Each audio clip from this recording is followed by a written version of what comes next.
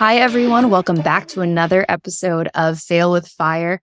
Today is exciting because originally I met this person through a mutual friend, and then it just blossomed into a really, just a great friendship in total, I would say. But before we even get started, I'm Phoenix Haw. I am your podcast host, also the CEO of AdBeacon, my favorite first-party data attribution and optimization tool. Surprise.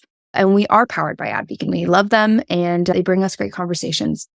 That being said, though, I also get to speak to some great industry titans about some of, I would say, failures that they had gone through and how they became catalysts with fire to incredible growth.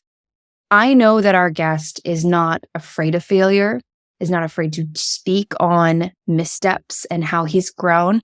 But on top of that, he's just a good person. So I want to welcome to the podcast, Mo Hensey. What's up? How you doing? Thank you for having me. If no one's seeing the video podcast, which by the way is on Spotify and Apple Podcasts, you can just prop it up while you're on the treadmill or elliptical.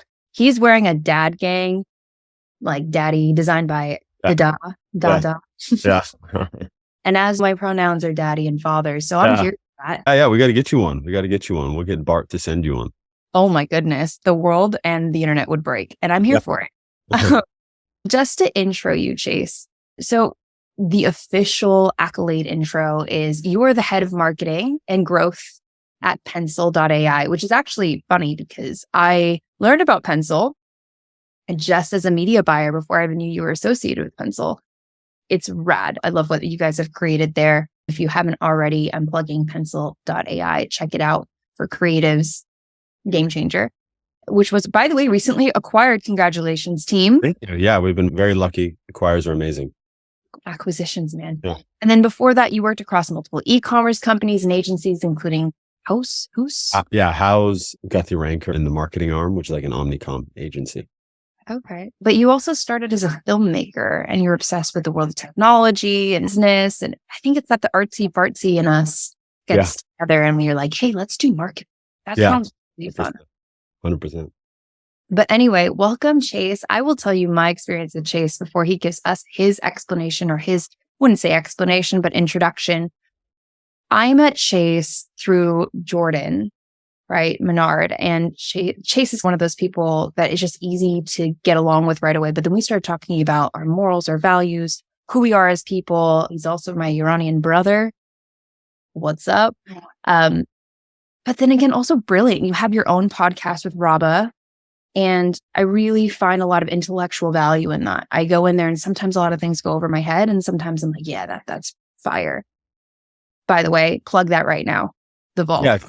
Growth Vault with Rabah, Rahil. Yeah, weekly B2B, D2C, kind of the intersection between both. We just have fun. Like it's not meant to be overly serious, except you can make money off of some of the information that we give you. But we want to just have fun and give back to the community that's given so much to us. I love it. I love it so much. Okay. Chase. Yeah. Because I know that our parents know nothing about what we do naturally. Could you introduce yourself to me like how your mom or your dad would like intro you at a barbecue?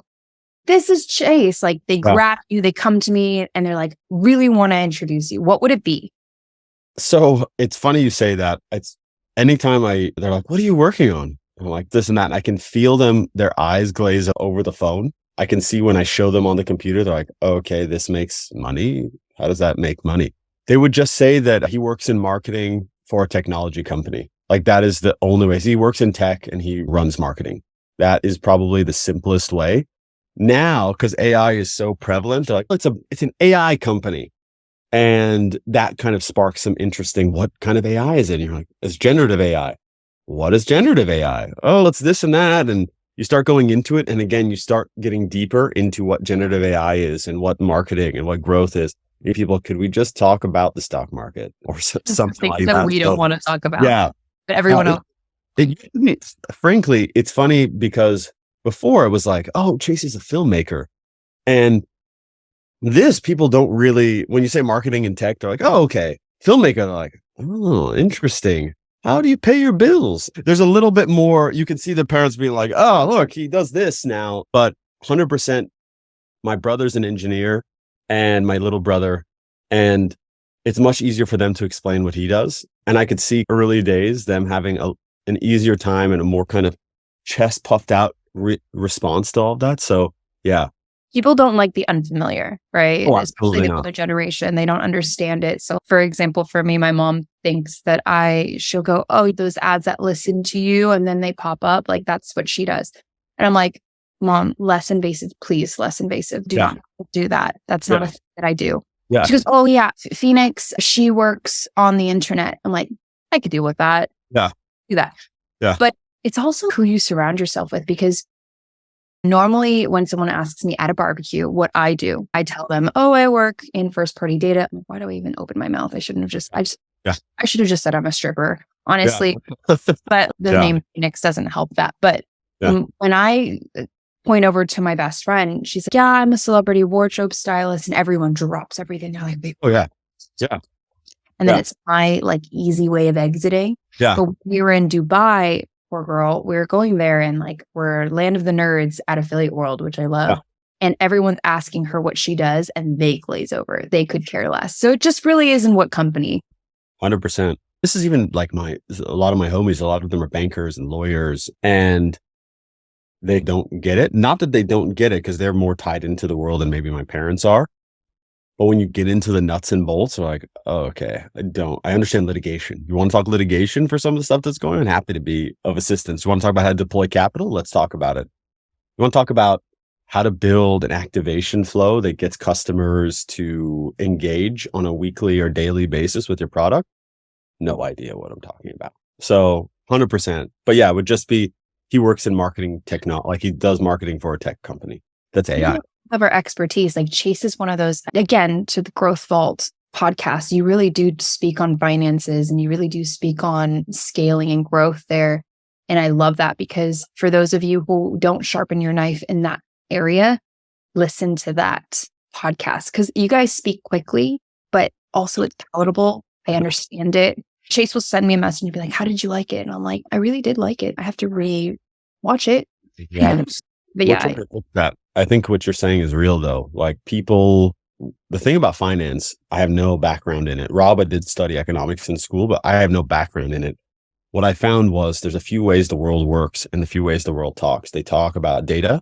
So you got to learn how to talk data, and they talk about money. And so finance is capital, etc. And Rob said something to me a long time ago that really cut through the noise, which is being a marketing executive is about knowing how to allocate capital to have the biggest return that you possibly can with the lowest amount of investment, which essentially just synthesized a lot of things that I thought, but it was the most eloquent way that I've heard it said.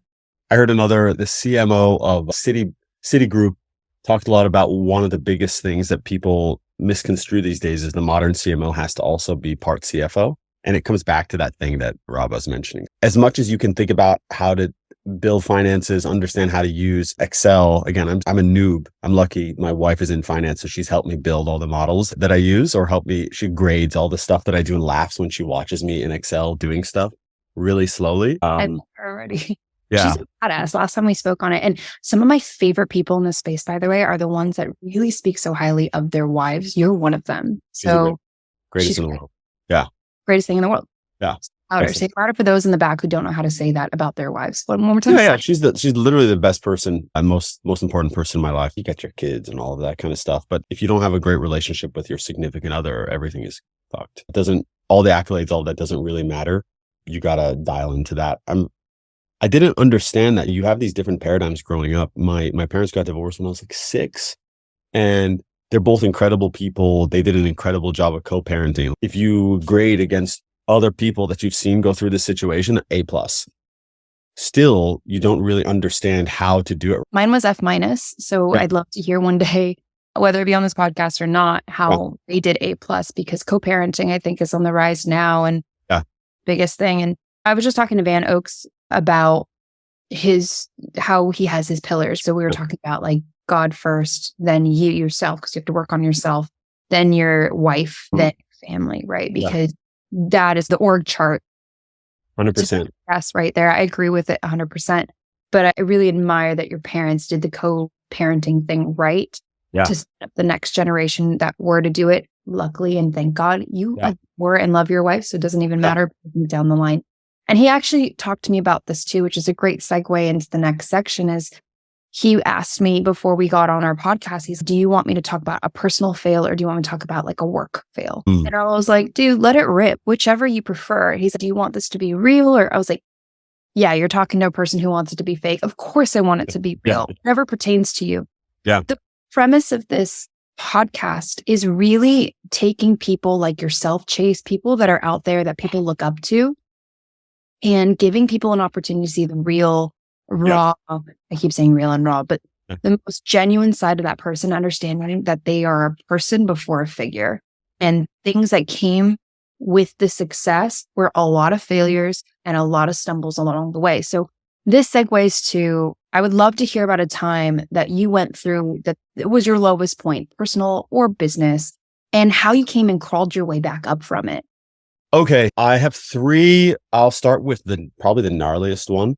I went to college when I was 18, as one does. And I was like, you grew up in an insular kind of situation. Parents hold you tight. I had just had a girl break up with me that we were together going into college. And I didn't have an identity. I all the things that I had done in high school that had been like, oh, you're the captain of the football team and all this kind of shit. I let them go. And I just started doing drugs. And so I'd been smoking a lot of weed. And then I graduated, as one does, to cocaine and Oxycontin. And at a certain point, I think it was January. Yeah. 8-9 months into this process, I OD'd and I didn't stop using, but I woke up like a week and a half after. The story is fucking insane, actually. I called my mom apparently, and I called her and I can't breathe. I can't breathe. I was in my dorm room, and oh my God. Then I like hung up or something happened, and she called. I was in Tucson because I went to U of A my freshman year. She called my dad, and he was in Hong Kong, and he just happened to answer. And then he called his sister-in-law, who happened to live in Tucson, who called the ambulance, who said if they had not gotten there 10 minutes later, I would have died. Wow. Because I was breathing at 10% capacity because my entire immune system was shot. I had fluid in my lungs, all of this crazy shit. Wake up in their house like a week later. My parents decide to pull me out of school and come home. I don't go to school after that, even though they're pushing me to do it.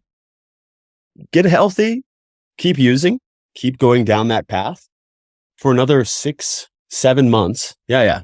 6, 7 more, actually 9 months. And then I just was incredibly depressed. I wanted to go to a psychologist. I don't know why my dad took me that day. The youngest brother was actually there. Was like 4 or 5 at the time. And I remember going into the therapist's office saying, and so how'd you fill out this form? Have you used? I'm always honest about this shit. I'm like, yeah, I did Oxycontin 12 hours ago. Probably 12 hours ago. Yeah, I was pretty fucked up 12 hours ago. Not going. Yeah, I'm definitely still high right now at this conversation. My dad's sitting in the waiting room. So I could think this guy could see that I was like depressed. I wanted help and I was ready. And I don't actually know if this is illegal, like to coerce someone into admitting that something is happening. But he's like, look, I'm not going to treat you unless you tell your dad. He's outside. Yes. I'm going to call him in here and you're going to tell him to his face. And I was so ashamed. You know, this immigrant thing too. You're ashamed no matter if you're using, but there's this kind of heightened, I came to this country, you owe me this kind of thing. And it's not their fault. It just is what it is. It comes with the territory. So I'm the oldest son. I'm ashamed of that I'm such a failure, blah, blah, blah. All the stuff you tell yourself in your head that bogs you down, which still bogs people down. I think about it still to this day. I came in, told him, shaky voice, all of that, cried for about 45 minutes. That was the session. He held me for 45 minutes and I never went back to therapy again. He asked me if I wanted to go to rehab. I'm like, I think I can do it. And I did rehab at home. And I remember I didn't sleep for 3 months. You're on and off because you're getting clean. You can't figure, you're just messed up. And it was a long road back, getting comfortable being around people, comfortable being around your friends and being yourself without being fucked up, getting yourself dialed back into school. Who am I? Am I a good student? I always thought I was stupid, to the point where I got into Loyola Marymount, got into some other schools, but I just wanted to stay close to home. I still didn't feel strong enough to go. Like I got into NYU and a couple other schools across the country.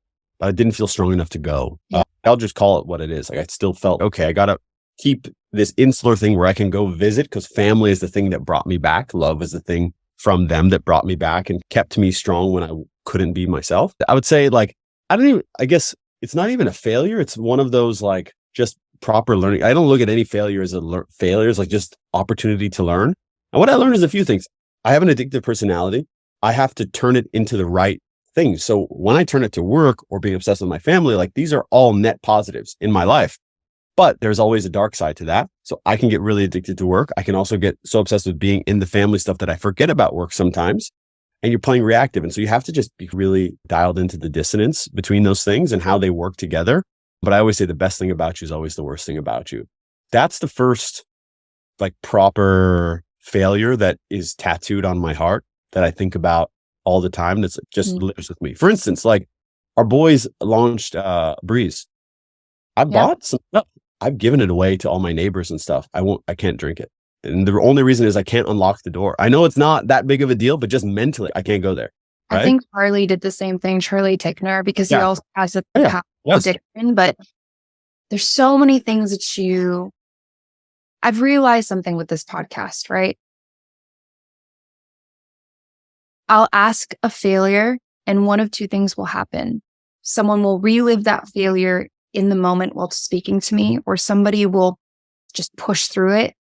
It was a distant memory, but it is one that fuels us every day. I know this one fuels you, Chase. Yep. And I just want to, with your permission, number one, thank you for being vulnerable, not to be like a namaste, your group type, but honestly, like, I resonate with so many things that you said, and we'll unpack those things. The feeling that you had, number one, all the things were in place. I'm going to say God. God had everything in place for you to be saved in that moment where, he happened to answer, your dad happened to answer the call in Hong Kong. All these things came together so that when you did OD, you survived. There's a reason why you're here in front of me with a dad gang hat on, right? You have value that needs to be continued, and it wasn't your time. I'm grateful for it because I get to reap the benefits of your friendship in the very short amount of time I've known you. Okay? But number two is also, you made a decision. Not everybody goes to therapy. I'm not a therapist, and this is not a therapy podcast. So I'm not going to say good or bad to therapy. People are different. I'm the same. I can't go to therapy. Didn't work for me. But there is something that clicks in you and you make a decision, you commit to it. Really appreciate you saying that. Yeah. And you stuck to it and you know your boundaries and you decided what your principles are. But when you were at your lowest and you're crying in the arms of somebody who created you, there is like so much vulnerability and pride you have to push aside. And as someone with an addictive personality who clearly does not have a welcomed approach to authority, how did that feel? I think you probably will resonate with this. And I hate to keep going back to this immigrant card, but there's this like leather patina that all immigrants who come to this country have to wear to survive. Leather patina. That is such a beautiful way of presenting that. Yes.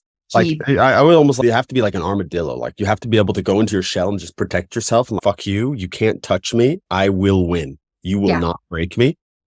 And so my dad's like me. He'll cry at a commercial. He'll cry at anything. But like, good job? Fuck that. No way. Good job. That was an expectation. Yeah, good job. He said good job to me, or he was proud of me maybe 2 years ago about something. I had to hang up the phone. I started weeping. I was like, what's wrong with him? He said good job. Oh, he said good job. Wow. And that's not his fault. That's just how it is, the expectation. So going back to your initial question, how did that feel? First, you feel like a baby because you're sitting there and this child, again, looking back at it, is, oh, that's my 3-year-old self just being in my daddy's arms saying, love me. And receiving it makes you feel so strong. Okay, if he's got me. Oh, I didn't even talk about in the middle of this. My mom kicked me out of the house because I didn't bring that whole thing up. And I didn't talk to her for a year after that. I remember very specifically, but she did it because I could influence my younger brother who was 14, 15 at the time. And she did the right thing. 100% she did the right thing. And she always said, I did it knowing that I could lose you forever, but I didn't want to lose you forever. So it was a fair trade, in my opinion. He can't live here, but as long as he's alive, like, I'm good. because I did the thing a parent should do. And I needed your dad to get and corral you because I couldn't do it. Which I is thought, think about because you're a dad now. oh, Imagine you had to make that decision for your children. I don't know if I'd be as strong to do that. oh, so it's the funniest thing because I for a long time would say, my dad saved me. So I saved me. This is the thing, but you have these forces because no one can really be saved. I think people say, oh, you can't be saved by yourself. You can't be saved by another person. It is the village thing that everyone talks about. Like it really does. Every life, I think about all of the experiences I've had in my life, and I'm so fucking blessed with all the mentors, my aunt and uncle, the amount they poured into me. I've literally traveled the world with my uncle solo. I've traveled more with him than his kids have traveled with, right? I have more funny stories about him and I doing crazy shit than his kids have with him, which is wild, right? But they pour into you. I sat back and for a long time, like, my mom, she gave up on me. Blah. Then I realized, no, she made the hardest fucking choice in the world. You know how many parents just let their kids let it ride because they would rather their kids love them and be around than be willing to say, I'm willing to be hated so that I can do the thing that needs to be done. That's fucking gangster. That is so gangster. That is the most gangster thing too. And I'll share with you something that happened to me. I think you and I have very parallel lives in so many ways because I thought I was stupid too. I thought I was really stupid. I came onto your podcast. I explained to you that I went to college and I really thought I was stupid. I did the same thing. I got accepted in some really prestigious colleges and universities. And I said, no, I'm not good enough for that. I never had low self-esteem. It's just this weird break in you. And I lost a lot.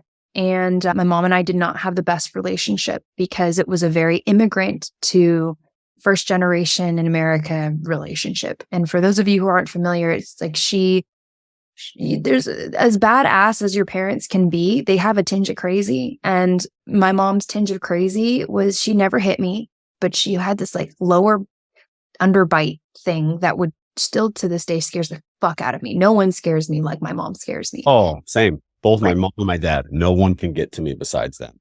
And it's not like your traditional dynamic either. Like I scream at my mom, we yell at each other, and then we walk away and everything's fine. My poor fiance is like sitting there, what the fuck just happened?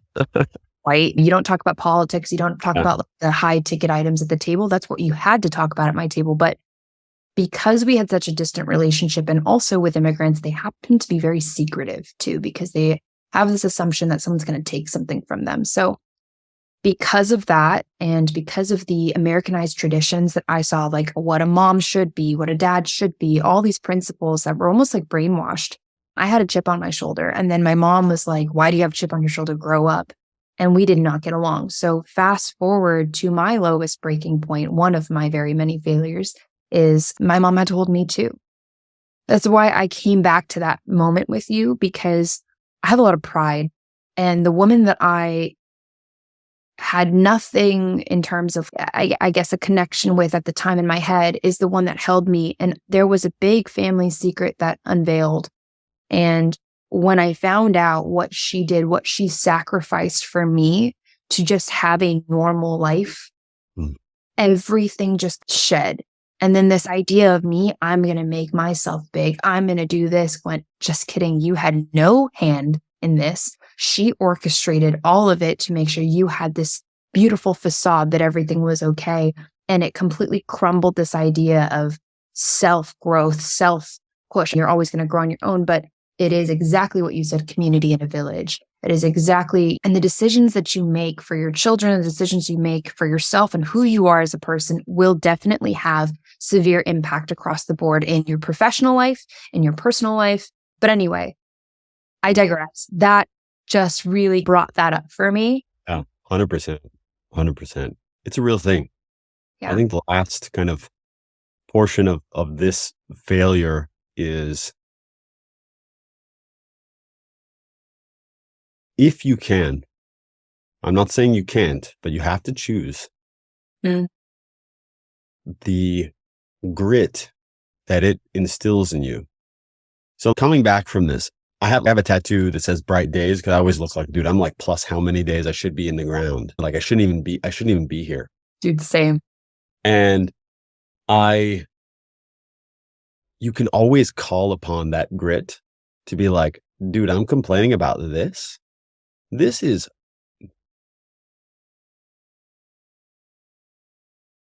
not complaining about. I was in the ground. My soul was floating. It was over. Oh God, a deadline? Like, who cares? Someone's mad at you? Who cares? Like, it's all gravy, man. And so I think a lot of what I have done, I've just been multiple shifts. I'll talk about another 2 quick failures that have took me a while to get through, but recognizing that everything is mental. And like this, everyone says, oh, let's go to space. Oh, let's go into the ocean. Dude, the mind Wild. is the final frontier in my mind. Wild. The mind is wild. And also to your point, is this idea that the world is crashed. So there's a difference between hard work and grit and paralyzing yourself. There's this like weird juxtaposition where you're like, okay, I'm too paralyzed to even move.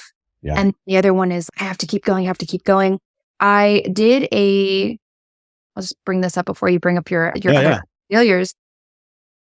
One of my biggest failures, which is actually my biggest triumphs, was I was doing this pop-up for Modelo and Supra. We actually did a collaboration with Modelo to do a shoe for Supra. We had no budget. So I called up Skull Candy because we were going to do a shoe of Skull Candy down the line, which actually never came to be. I was like, hey, do you want to sponsor this? So long story short, I'm going on a shoestring budget, creating this gigantic event with all these influencers, bringing them in. And I put so much into it that by the end of the event, my best friend had to pick me up, put me in her bed. I was shaking. I was exhausted. I was malnourished. I put all of me in there. If you can't relate to this story, it's okay, but just understand that people who can relate to this story understand what full send means. It's that addictive personality that Chase is speaking to. It's this like head down mentality. I was physically ill. Yeah. So physically ill. That was the biggest failure. And yet that Modelo / Super Party, just like we sold out within minutes. Yeah. Great. Monetarily, fantastic. For my resume, sick. Biggest failure of my life because I wasn't there for myself. I looked like fucking trash. And I didn't choose myself. I chose somebody else's wallet to fill. This is the big lesson in all of this is, I mean, I'll be honest with you. So we had our second kid last year. We were buying a house and I was putting a lot of pressure on myself. Yeah. And it's self-imposed, right? Yeah, you're not sleeping, all of that, but you chose to have the kid. You already had one, so you know what the job is. You already have the JD. Okay, second kid, maybe it's going to be more difficult. And there's certain things that are way easier because you're just like, all right, I'm not a rookie anymore. But I was like, okay, I got to work just as hard, not smarter, just as hard. Plus, I have a new title, new thing, all of these kind of things that I need to live up to in my own mind, things I'm saying to myself. And I would wake up, I would be with the kids, and then the son would wake up at 2. So I would work till 1. Just lay in bed. Be like, okay, I can't go to sleep. Like, let me just go on my phone, which is the dumbest thing you could possibly do at night. Then wake up with him, be up with him for an hour, put him down, try to go to sleep, probably go to sleep at 3:30, and then wake up at 5:30 and start working again. I did this for 6 months. Dude, Elon Musk says he sleeps. I was surprised that I sleep exactly 6 hours a day. Like he prioritizes sleep. Elon prioritizing sleep. Yeah. Yet Chase Mo Hensey over here, fuck sleep. Yeah. So this was 100% the wrong. I'm not advocating this at all. So I got this terrible throat infection. I have Crohn's disease. So like the worst thing you can do for Crohn's disease is not sleep and have that kind of stress that it builds up because of cortisol, blah, blah, blah from stress. Anyway, my body broke down and the amount of time it takes psychologically and physically to come back from that is way worse than just sleeping. Because you're like, all right, I'm not going to go full send for the next month because I just got to like chill. So you're not actually doing the things you want. Then you feel guilty, blah, blah. So late last year, I had one of those come to Jesus, which is, man, I look terrible. I look tired. I look fat. And I don't feel good. Yeah. Sure. Yeah. All the outside. Yeah. You're doing well. But I'm not there for what Van said. I'm not there for myself, which doesn't allow me to be there for my family. So what do I got to do? So I spent all of the Christmas break reading and listening and writing. I didn't work at all, which is very unlike me because I love work. And I came to, all right, you have to approach your personal life with the same intensity and rigor that you approach your work life. And when you do that, amazing things will happen. Now, it's much easier because the stakes don't feel as high, right? You're sitting there, oh God, this has to happen, or we're not going to hit this thing so we can raise the next round of money, or so we can sell the company, blah, blah, blah. But the stakes are absolutely just as high. You fuck up your marriage, everything is fucked forever. Everything is fucked forever. Yeah. My uncle, I remember he said, your dad, when your parents got divorced, he lost his innocence completely. Wow. And he's never been the same. Like, he's married. His wife is incredible. My youngest brother's incredible. It changes a person, right? Anything changes a person. I'm not the same person I was before I went through my addiction. My second failure was I was a filmmaker, made a movie. It didn't go that well. We still made it, raised the money, like objectively a success. You did all this stuff, you got it in theaters, etc. And it kept going, trying to make stuff. And I guess what I'm saying is you can sit there and look at everything as a failure, but it's because you're not prioritizing the way things. And so at the end of last year, when I said, hey, look, I'm going to just retool me, it's still a process. Like, I still work on it every day, but you start seeing the impact of that. And I always liken things to SEO. Oh, no. It takes a long time for that to start actually driving impact on your business. A lot of stuff you do, it takes a long time, but the more it stacks, the compounding nature of it is incredible. And you don't have to do things anymore. You don't have to actually we just stack.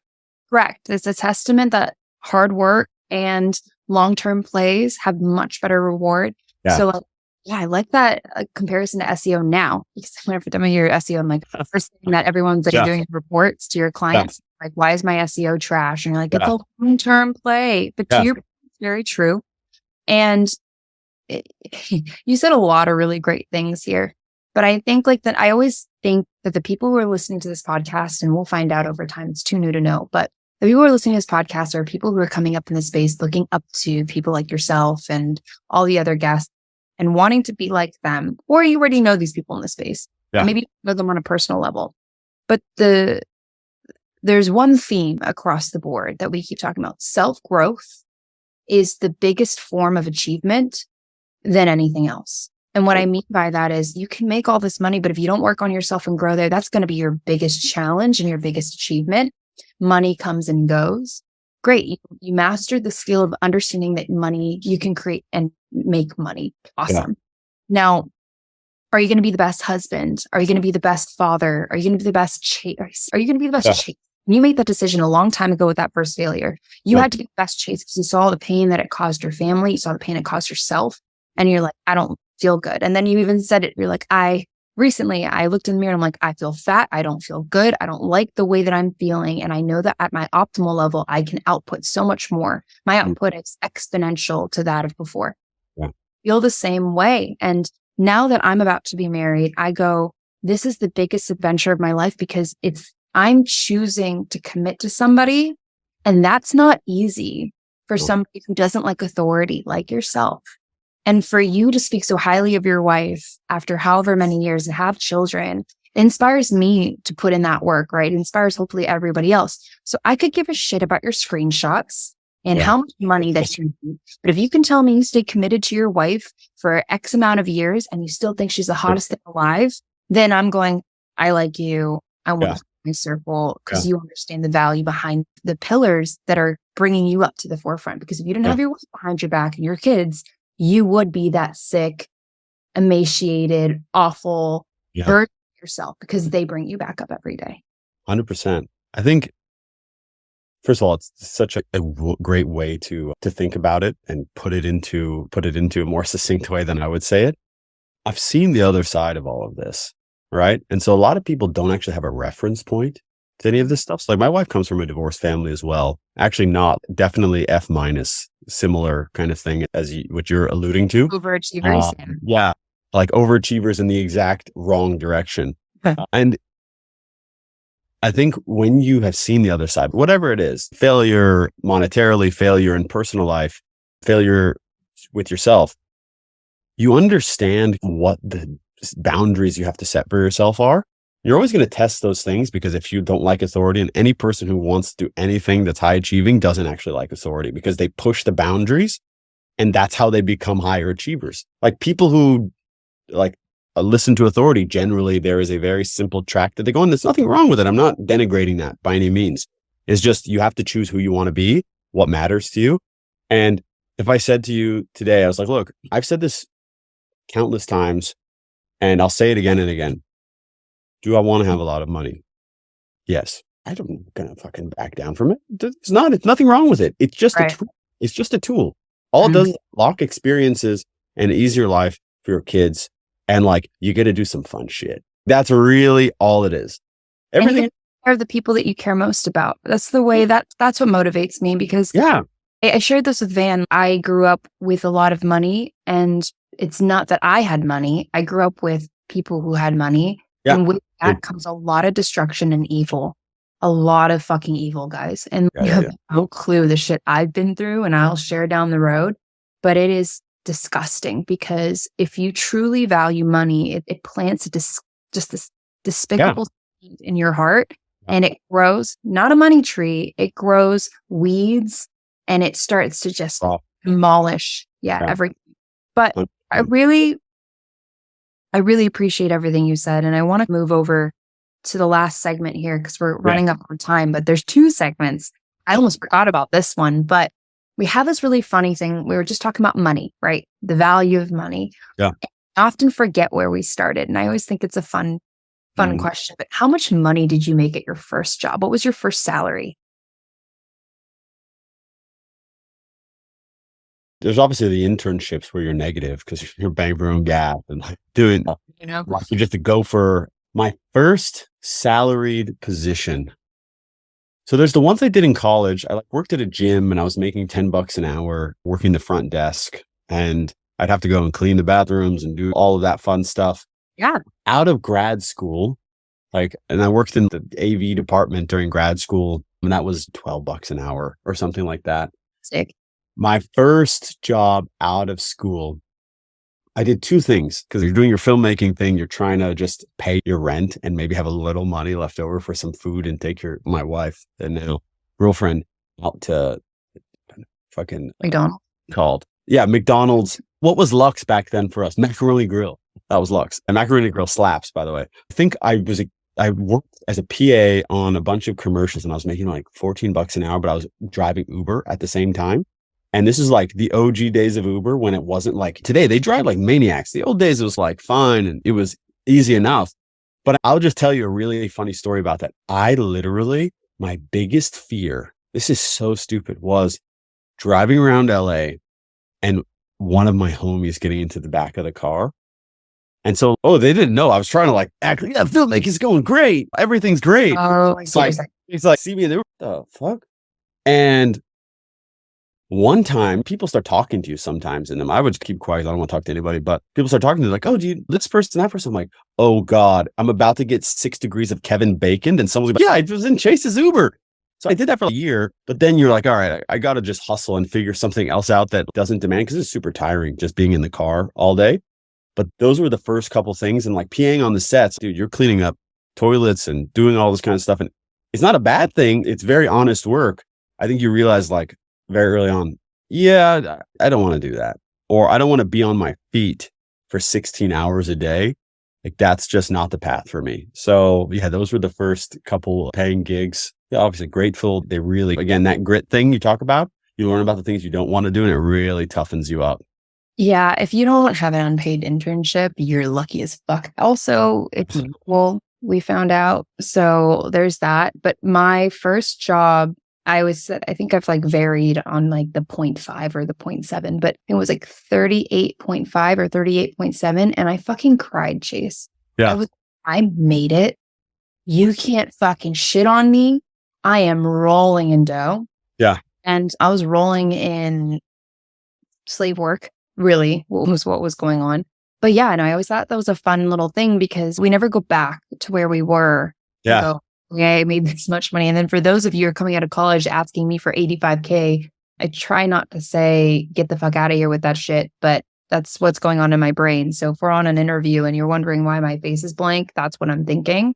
Yeah. Unless you bring value that you can give me exponential out, because that's usually how it goes, right?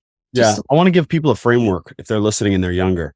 You have to have a value system that you can look at, and it's about how much money you make the company. That's just how it is. So if you can do 1-to-1, you're not going to stick around long. If you do 3-to-1, you're good. People are going to be happy, but you're going to just be like meets expectations. 5-to-1, you're never getting fired. Maybe you don't get promoted though. Between that delta of 7 to 10x is promotable. I will die to keep this person here. Whatever they want, I will do. And so you can look at that and say, oh, what's the revenue? You can look at that and say, what's the retention? Like if we're talking about SaaS specifically, but you have to make sure that people understand that you're a 10xer plus. Mm-hmm. And that's when you can really start doing that. So if you're coming out of college and I don't know, you didn't go to Harvard, which still doesn't really matter, but like you can at least come in and be like, I went to fucking Harvard, I have this. So like at least there's something that you can hold on to, or Stanford, whatever. If you're going to an early stage startup and asking for that money and they haven't, like you have to be able to show your value. So anyway, I digress. I grew up with the Harvards and the Stanfords. I'm not same. just going to be so honest with you guys. Like I partied with those guys and I'm not going to hire you. But that being said, I do believe in creating a structure in order for you to make that 85K. And there's two different types of people. There's people that are up for the challenge and will far exceed that. I'm one of those people where I love a challenge. I actually came in, I think one of my first positions about 4 years ago at 50K.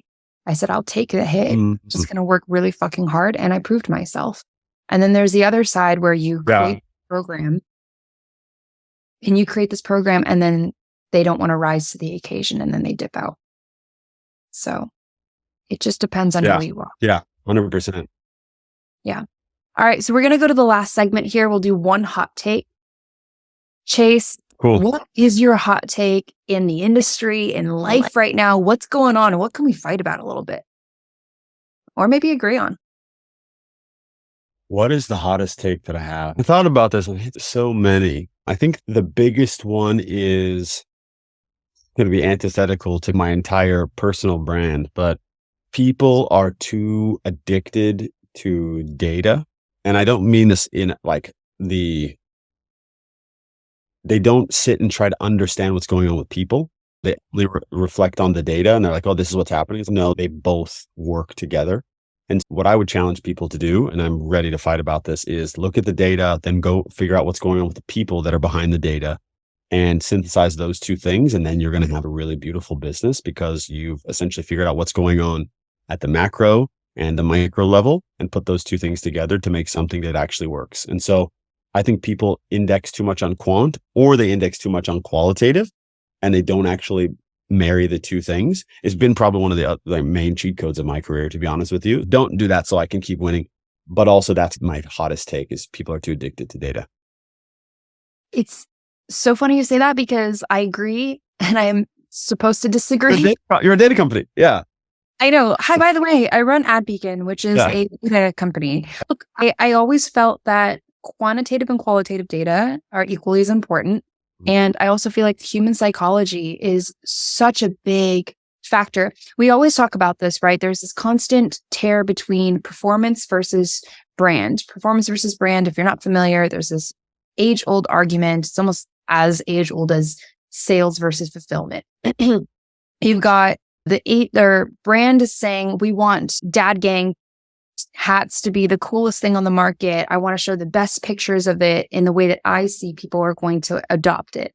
And performance is going to go, no, I just need a logo hit of it because I know that's going to produce sales. My number one goal is conversion. That tear is a constant fight. Now, could you imagine if both of them came together and created a process that hit both and juggernaut that it would become? So it's this situation with data. Data is both qualitative and quantitative. It's also human psychology and really hitting back to the heart. That's why I think brand is on its way back. We had this debate about this on Founder we were sitting at a round table and the guys are like, what's brand? Like, brand's important, but you're not going to sell. And I said, yeah, I agree with you. If you focus on so much on brand, but you don't sell, you don't have enough money to fuel brand. But it's the same thing with data. If I don't listen to what the customers are saying. And if I know that they're yearning for an LTV component that maybe doesn't reap as much reward in terms monetarily to us, but they stay with us and brand equity is there, sometimes you do have to take a hit. There's other things in play. It's almost like Costco too, if you think about it. Yeah. Costco has that loss leader of the chicken. Yeah. And everyone's just so angry about the chicken and the hot dogs, but you don't think about what could beautifully blossom from this hit and what blossomed. I don't even think it was done on purpose. It just happened to be the case that maybe it was, but so all of those things, the chicken, the gas, the hot dogs, all on purpose to get people to go in, and they're willing to take a hit on margin to essentially know that they're going to be able to bring in more people. I'll send you the podcast episode. It's pretty epic about salt price. Yeah, please do. I did a case study on it, but it's been ages. And I was like, was it on purpose? I'm sure it was. But I even like the ones that are not, like some of my favorite companies are the ones that think that their target demographic was X and it turned out to be Y. And you would have never known that if you just didn't listen to your people. So I agree with you. Data is heavy and it's important. However, it's not everything. And maybe people take it too serious. 100%. 100%. So that unfortunately, I was waiting for you to be like, yo, data company, fuck off. Nope. We agree. I mean, I could fight with you about it, but you got to give me a fight about that's worthy of me snapping. It's hot takes here. I've said that D2C men that think that are probably an everyday 4 think that they're a 10 because they have money. I've said, I was like, all of that. I think that's all men with money. I think they're 10 when they're 4. I'll just live at my 4 and that'll be good. And I'll just have a 10 spirit. That's what I care about. Wow. Yeah. I love that so much. We talked about like women in the space, and Lauren Tickner said that her hot take was she doesn't believe you need paid ads to scale. And that hit me pretty hard in the heart, but she wasn't wrong either. So it's kind of just, it depends on your company. Everything is super nuanced all the time. You can't, one answer you can completely change it on the next brand. You've seen the data on these brands. You're like, oh, this brand that I thought would be doing incredible, that has this insane budget, is very mediocre. This other brand who I would never think could scale on ads, you're like, oh my God, they're incredible. So it's kind of, as in life, all things are singular, even though we want them to be plural. I agree. My hot take is that the guys on Twitter that say really polarizing things, like, I don't know, let me dial it back really quickly. The guys on Twitter that say shit that doesn't have a question mark at the end or doesn't open up for a conversation, like it's very matter of fact, give me an ick. Give me a fat fucking ick. And for me, I can't un-ick an ick. Yeah. My general rule of everything is, okay, I'm N of 1, right? And so I'm never going to state something and say, this is how it is. I'm going to say, this is what I think. And generally when I see anyone who's like that, he, she, they, whatever it is, I get cult leader vibes. I know what I'm talking about. This is how it is. And it's like, look, I get you have to do this, but also you should always caveat emptor, hey, this is what I know from this amount of data or this experience in my life, etc. Like I talked to you about my experience using drugs. So what you find is it's a pretty common experience, but I'm not going to sit there and say every person has had this exact same experience. But when you find your sisters, brothers in arms and those kind of things, you say, oh, okay, I see you. And it's a different thing. It's kind of the same thing. Like you got tattoos, you see a person with tattoos, like, yo, what's up? It's what's it called? This kind of thing you're talking about is the reverse Simon Sinek, where he talks about when you see someone at the airport with an Apple computer open on their lap, you're like, they know what's up. Similarly, you're like, you see someone doing that on Twitter, you're like, oh man, they are definitely have no EQ, right? Yeah, 100%. And they're not part of my tribe. So like, interact, that's fine. But like very quickly, like, yeah, these aren't my people. And that's okay. Not everyone's supposed to be your people, but yes, 100%. I hate people who speak in absolutes and believe in their own shit too much versus just questioning everything and being open. The whole strong opinions loosely held. Like that is my motto for everything. I don't care if a janitor comes up with an idea because we all win if it works. You know what I mean? Love that. Yeah. I don't care if a janitor came up with the idea because it's all wins. Yeah. I love that. We ended the episode with Van on don't be a dick. But if that was our hot take, is don't be a dick in life. Always be a good person. If you Yeah. could do something to somebody who's just coming out of college or someone in the D2C space right now that you think needs to be heard, doesn't have to be as polarizing as what I just said, what would you say? And we can round it out with that. Yeah. Give generously with no expectation of receiving, because giving is the gift. I know it sounds crazy, but like giving is the gift you give to yourself. And guaranteed so much more than you expected to come back to you will come back to you, but it will be from an honest place rather than you trying to extract the values. Just give as much as you possibly can away openly, and good things will happen in your life. Always. Amen. I'm here for that. I love it. Give more than you receive. I'm actually getting that tattooed on my hands. Yes, absolutely. So like on the insides, on one hand, you give, and then on top is receive, and you flip it, right? Because giving and receiving, always give more than you receive, because what you receive should be given to others. I love that. Okay, Chase, again, always an honor to just even speak to you, let alone record the conversation. Sometimes we talk and I'm like, oh, fuck, I need to record this. Yeah, we should have hit the button. Yeah. I know. But that being said, where can people find you? Where can people follow you, contact you, stalk you? Yeah. The stalking, you can ask Phoenix for that one. Only the friends get the number once we have that.